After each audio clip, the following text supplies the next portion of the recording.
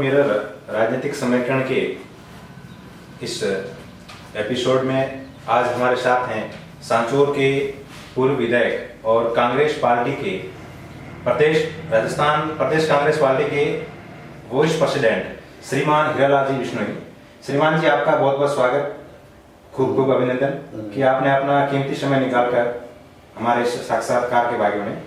श्रीमान जी, हम आपसे चाहेंगे कि आपके जीवन की दिनचर्या और आपके परिवार की स्थिति हमारे दर्शकों के साथ आप साझा करेंगे। हमारी दिनचर्या जो है एक साधारण व्यक्ति की जो होती है वही हमारी दिनचर्या है। सुबह 5 साढ़े 5 बजे उठना, नहाना धोना, घूमना, फिर नाश्ता करके लोगों के बीच में चले जाना, मिलना जुलना और फिर आके दोपहर का खाना। ये सादी जो आम मानस की जो दिनचर्या होती है, एक आम आदमी की मतलब जो दिनचर्या होती है वैसी हमारी दिनचर्या है। उससे अलावा हमारा कोई दिनचर्या नहीं। सर, आपके परिवार में हम 4 भाई थे। हमारे बड़े भाई का स्वर्गवास हो गया, उससे छोटे हैं वो वहाँ फलोर में रहते हैं। उससे मेरे से छोटे हैं वो अहमदाबाद में, हमारे बॉम्बे में रहते हैं। 4 भाई हम और मेरे 2 बच्चे हैं। एक मेरा बेटा बड़ा है, वो अभी राजनीतिक में थोड़ा अपनी सक्रियता निभा रहा है और यूथ कांग्रेस में अभी महामंत्री है और पीसीसी में भी सेक्रेटरी मेरे साथ। अब ये कई बातें हुई थी तो ये भी है, वो भी सक्रिय है राजनीति के अंदर। हाँ, और जिला और बीमार से 22 नंबर से जिला परिषद सदस्य भी वो चुन के आया है। सर, हम आपको भी गहराइयों में ले जाना चाहेंगे। हाल ही में आपके मृतक गांव लियाद्रा में धार्मिक समारोह हुआ था। उसमें यूथ कांग्रेस के प्रदेश अध्यक्ष भी आए थे, राजा बरार साहब। तो उसको लेकर लोगों में मतलब काफी चर्चाएं हुई थी कि ये उनकी व्यक्तिगत राजनीति के तौर पे आए थे। इसमें आप क्या कहना चाहेंगे? वैसे हमारे वो धार्मिक फंक्शन था और क्योंकि जयंती की और राजा बराड़ की अच्छी आपसी भाईचारा है, उस भाईचारा के हिसाब से उन्होंने उनको बुलाया था। तो हमने भी दूसरे हमारे समाज के लोग भी थे। हमारे जसवंत सिंह जी एक्स-MP को भी बुलाया था।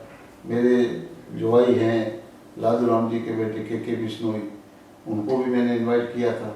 उन्होंने मेरे वहाँ पे ये साधना के माध्यम से जो चैनल का पैसा होता है उन्होंने प्रसार का उन्होंने सब्जी मान रखा था। तो सब तरह के लोग आए थे, मगर उसकी चॉइस थी, उसने बुलाया था तो वो भी आया था। तो उन्होंने भी अपनी धार्मिक बातें कही थी। राजनीति के आदमी और धार्मिक और राजनीति ये एक जोड़ा है। हम ये भारतीय जनता पार्टी के लोग जिस तरीके से धर्म के ऊपर ही राजनीति करते वैसे नहीं करते हैं। वो तो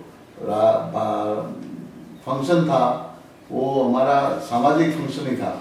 वो सामाजिक फंक्शन में भी राजनीतिक लोग आते, उसी तरीके से वो आए थे। यानी कि राजा बरार को आपकी व्यक्तिगत राजनीति से जोड़ना, हम मतलब आप गलत मानते हैं उसको? नहीं, गलत नहीं मानता हूँ, हमारा उसका अच्छा प्रेम है। नहीं, अच्छा प्रेम है। लियाद्रा गांव में आना, लियाद्रा गांव में तो जब आदमी का संबंध बनता है ना तो वो आता है, कहीं से भी आता है। हाँ, वो तो भी अगर हमारे जो भी हमारे स्टेट के नेता है वो भी आते हैं, हमने उनको भी इनवाइट किया था, वो नहीं आए। जो आते हैं हमने कईयों को इनवाइट किया था। जो आते हैं तो व्यक्तिगत संबंध होता है, कोई आदमी आता है। सर, हम आपसे जानना चाहेंगे कि आपकी जो राजनीतिक यात्रा है वो कैसे और कब शुरू हुई थी? मेरी राजनीतिक शुरुआत 1990 में मुझे स्वर्गीय रघुनाथ जी बिश्नोई को पहले जन से टिकट मिलता था और रघुनाथ जी का स्वर्गवास होने के बाद मुझे पहली बार टिकट मिली थी और उस टाइम मैं 200-250 वोटों से रह गया था। और उसके बाद में 93 में मैं 12,000 वोटों से जीता था। 98 से 2003 तक भी मैं 6,000 वोटों से जीता था और लोगों का मैंने काफ़ी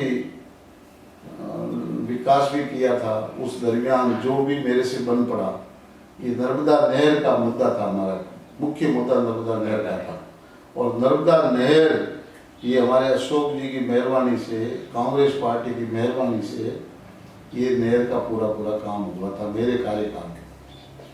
उसके बाद में तो 2003 में चूंकि मैं चुनाव हार गया था, फिर तो जिस तरीके से काम होता वैसा होता। मगर आज भी मैं जहाँ भी गांव में जाता हूँ तो लोग इस बात को याद करते हैं कि साहब आपने जो काम किया था 15 साल पहले, वो काम वहाँ का वहाँ पड़ा है, आज दिन तक उसको आगे किसी ने नहीं बढ़ाया। 2 बार भारतीय जनता पार्टी का, एक बार जीवाराम जी रह गए, एक बार इंडिपेंडेंट रह गए। तो ये कहने का तात्पर्य ये है कि इस तरीके से प्रयास करने से कोई काम होते हैं, मैंने अन्यथा वो काम होते नहीं विकास करता, ये मेरा मानना है। सर, सर्वे के मुताबिक मतलब आपका लोगों के बीच में काफी अच्छा संबंध रहता है जी। पिछले साल जब बाढ़ग्रस्त अपना क्षेत्र हुआ था, उसमें भी आपने मतलब बाढ़ प्रभावित लोगों को राशन सामग्री और कई उपयोगी मतलब मैंने हमेशा जब भी लोगों की कोई तकलीफ पड़ी तो उसमें उनको साथ देने की मैंने मेरी पूरी चेष्टा की, कोशिश की, और मेरे से जो बन सका वो मैंने प्रयास किया और उनको मदद करने की कोशिश की। सर, आगामी चुनाव को लेकर आप क्या रणनीति बना रहे हैं? अब चुनाव तो भैया चुनाव है, रणनीति से चुनाव नहीं। रणनीति तो होती है लोगों के बीच में रहना, सुख दुख में उनके साथ रहना, उनका विकास करना, उनका काम करना, उनके साथ भागीदारी बन के उनके साथ भाईचारा बना के रहना, यही राजनीति का सरोकार है। आप प्रदेश कांग्रेस के वाइस प्रेसिडेंट भी हैं जी। आप क्षेत्र के स्थानीय वरिष्ठ नेता भी हैं। आप आगामी विधानसभा चुनाव में युवाओं को जिम्मेदारी लेना कहाँ तक उचित समझेंगे? ये काम हाईकमान का है। जमाने में हमेशा यूथ को मौका मिलता है, और मिले तो अच्छा है, उनको वेलकम करेंगे। राजस्थान में फिर से कांग्रेस जीत का मनस बना चुकी है। ये तो 100% कांग्रेस की अभी जो उपचुनाव हुआ है उसमें 17 सीटों में सभी, मतलब 16 तो 2 एमपीओ की थी और 1 एमएलए की थी, 17 की 17 सीटों में कांग्रेस पार्टी जीती। तो इसलिए लोगों का अभी मन भी भारतीय जनता पार्टी से भर चुका है, क्योंकि भारतीय जनता पार्टी और कांग्रेस में यही फर्क है कि ये अपनी बात को 10 बार झूठी बात को कर करके उसको ठीक करने की कोशिश करते हैं, और झूठी बातों से लोगों को पीड़ित नहीं करता। लोगों को विकास का काम चाहिए, लोगों को बिजली टाइम पर चाहिए, पानी चाहिए, सड़क चाहिए, चिकित्सा की सुविधा चाहिए, शिक्षा का चाहिए, सारी चीज़ें उनको चाहिए। ये लोगों का, आम लोगों की ये भावना होती है। तो ये भारतीय जनता पार्टी के लोग इस तरीके की बात को न तो जहन में उतारते न कोई काम करते। सर, हाल ही में राजस्थान में उपचुनाव हुए, पार्टी में आपकी अच्छा परफॉर्मेंस भी रहा और उसके बाद में आपकी सक्रियता भी बढ़ गई, तो इस पर आप क्या कहना चाहेंगे? मेरी सक्रियता तो शुरू से ही थी, ऐसा नहीं कि ये अभी उपचुनाव जीत के इससे ज़्यादा मैं सक्रिय हुआ। मैं शुरू से ही, जब से मैं राजनीति में आया हूँ, मेरा बहुत अच्छा काम धंधा था, वो पहले ही मैंने काम धंधा छोड़ रखा था, और मैं हमेशा राजनीति के अंदर लोगों के भाईचारा के लिए, लोगों के बीच में रहना, लोगों के साथ रहना, लोगों के आना जाना, ये मेरा शुरू से था। इसलिए मैं अभी सक्रिय राजनीति में, क्योंकि यहाँ स्थानीय हमारे विधायक बन गए, 15 साल से मैं नहीं था, फिर भी मैं हर किसी के घर में कोई कमी हो जाती थी, मैं उसको मिलने जाता, आता था, जाता था, बैठता था, सब बातें करता था। पार्टी अगर आपको एक बार पुनः मौका दें तो आप विकास के किन मुद्दों पर चुनाव लड़ेंगे? विकास के मुद्दे यहाँ काफ़ी है, पहले हमने काफ़ी प्रयास भी किया, मगर मुद्दे हमेशा विकास के अधूरे ही रहते हैं, पूरे नहीं होते। जैसा कि अभी सड़कों का मामला है, जो बाढ़ के हिसाब से सड़कें टूटी, कई जिलों में, मैं कई गुजरात में भी गया, सब जगह सड़कें बढ़ गई। आज भी हमारे इलाके के अंदर सारी सड़कें टूटी पड़ी, इंटीरियर जितनी भी सड़कें हैं वो सड़कें टूटी पड़ी है। पानी की व्यवस्था ठीक नहीं है, नहर की पानी की व्यवस्था भी ठीक नहीं है। ये सारे मुद्दे हैं। बिजली बराबर टाइम से मिलती नहीं, जब लाइट आती है रात को देते हैं, दिन में देते नहीं। तो ये सारे मुद्दे हैं, ऐसी बात नहीं कि मुद्दे नहीं है, मुद्दे तो सारे हैं। और हमारा प्रयास यही रहेगा कि उनका मुद्दों को कैसे समाधान किया जाए। और हमें पूरा विश्वास है कि कांग्रेस पार्टी की सरकार बनेगी तो इन मुद्दों के सारे मुद्दों का समाधान होगा। स्थानीय विधानसभा क्षेत्र के युवाओं को क्या मैसेज देना चाहेंगे?